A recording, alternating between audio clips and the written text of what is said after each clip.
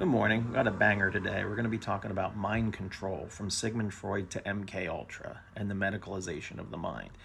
And I got some feedback that my old posts were a little rambling, so now I started making notes. So I'm going to be reading as we go instead of just doing stream of thought. There's a lot to get through, so let's go. So today, psychiatry and psychology are the mental health field, and they're total and complete bullshit. They don't help you. You can fool some people sometimes, but you can't fool all the people all the time. And what happens is these fields come together to keep us mind controlled as a society.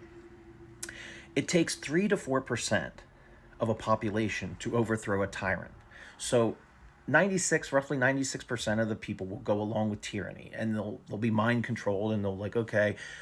But 3 to 4%, what happens is when they organize, they will overthrow the system. That's when you hear the group like the 3%ers, like the American Revolution, 3% came together and then overthrew the king. Well, what happens with mind control in a society, if you want to control a population, is you have to take out that 3% somehow. And how do you do that? Well, let's start talking about psychiatry. There's what's called the Diagnostic and Statistical Manual, which is the psychiatrist's Bible, they call it. Well, it has no statistics. It has no causes and no cures. What it has is a list of every human condition and a medicine, a drug that you can give that person. So what it did is anybody in society can be mentally ill, technically.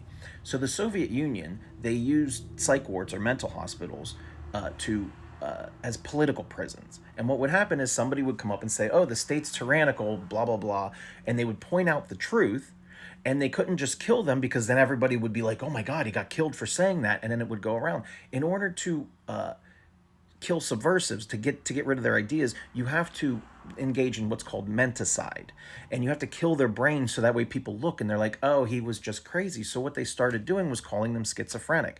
They said their psychiatrists would say, well, the state is perfect. I mean, that's the best we can do. If you think the state's tyrannical, you're schizophrenic.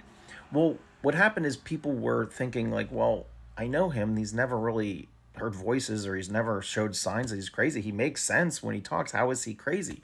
So the psychiatrists came up with a label called sluggish schizophrenia, or slow onset. Well, he's not schizophrenic like what you're thinking, but it's slowly building in him. He will be schizophrenic, so we need to take him, we need to drug him, we need to put him in a house. We need all of you to think that he's crazy, because he's one of the 3 to 4% that can overthrow the state.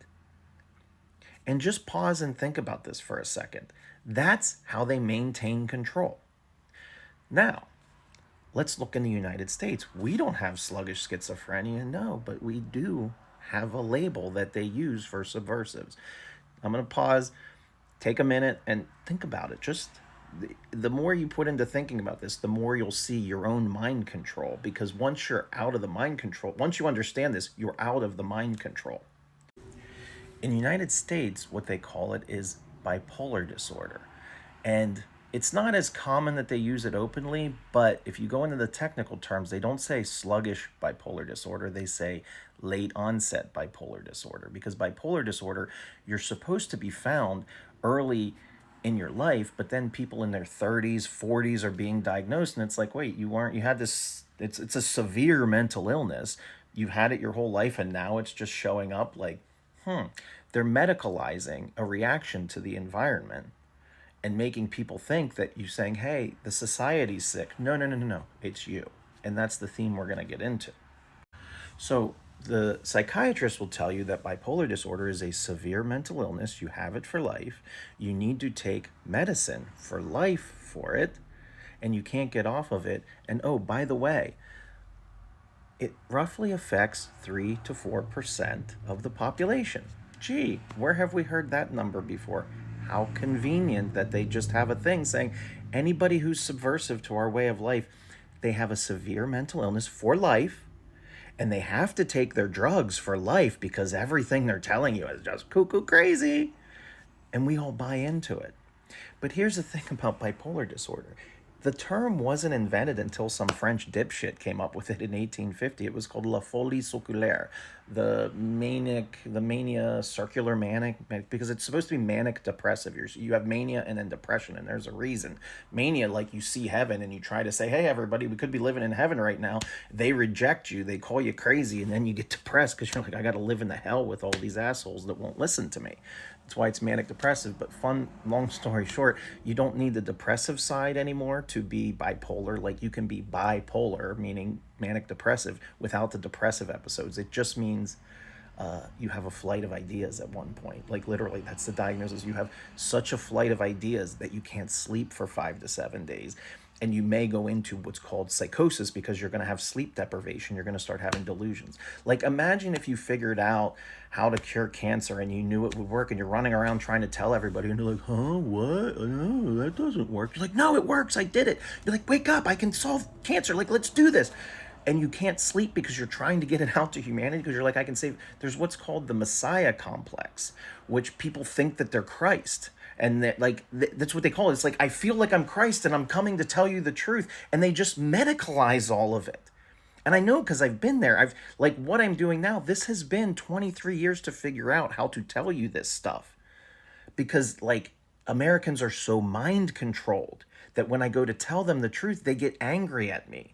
And then I get angry back, and then I lose friends, or I like stop talking to people and stuff. And eventually I got labeled, hello, bipolar 1 with psychotic features. Oh my God. But then like later they started calling it schizoaffective. And I'm like, but how? So was I always schizoaffective? Or they don't ever answer those questions. It's just funny words. It's just, oh, you're outside the matrix. We got to call you something. Here, take the meds, take the meds. And I'm like, you know what the med's going to do? They cause supersensitive psychosis, which we'll get in later, which they don't even know. Their own research shows that if you keep taking the meds, eventually your brain reacts and you go through the stratosphere because your brain makes more sensors to overcome the poisons that they make you take. They're low-grade nerve agents that they give you. And so what happens is I'm obviously one of the 3 to 4%. You probably are, maybe, or you're in that percentage that's around that listens first to the 3 to 4%. You're in the 20% that listens to the 3 to 4%. And then you are able to take what I say and say, hey, I saw this guy on TikTok or wherever you're watching his Twitter or whatever it's posted on. And you're like, I mean, he's fucking crazy, but like, he kind of made sense. And then you repeat it. And that's propaganda. This idea will propagate. And if enough Americans understand what I'm teaching you now, we break the mind control that was put in by MKUltra, started with Sigmund Freud, up through his nephew, Edward Bernays, who wrote the book Propaganda, that led into the mind control, the media, corporate control of everything. I mean, we're getting into the good stuff here. And if you're watching this channel, you probably understand what I'm talking about.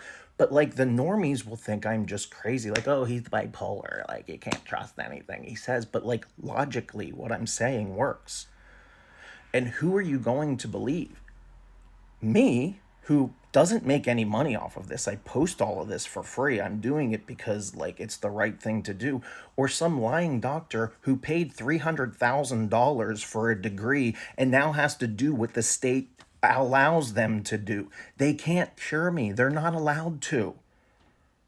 They have no cures. So what happened before? So I told you 1850 is whenever this bipolar disorder, la folie circulaire, was the first time it was mentioned. What happened in 1800 or 1700 or 1500? This is a severe mental illness that the industry will lie and tell you it's a chemical imbalance in my brain, which was a marketing term. There is no science behind it. They never stuck a probe in my brain to see if there was a chemical imbalance in there. It didn't exist before until the Industrial Revolution sickened society. They used to say, oh, he went mad. He went out in the woods for a week and he came back and he was fine. Now they medicalized it in order to preserve their power. And this is going to have to be a multi-part because I didn't even, like, I got like 21 notes and I think I'm up 6. So this is going to be a multi-part thing. So, sorry, but they only let me do 10 minutes on here and I'm up to 9:30. So I'm going to stop there and we'll pick it up tomorrow. Have a good day.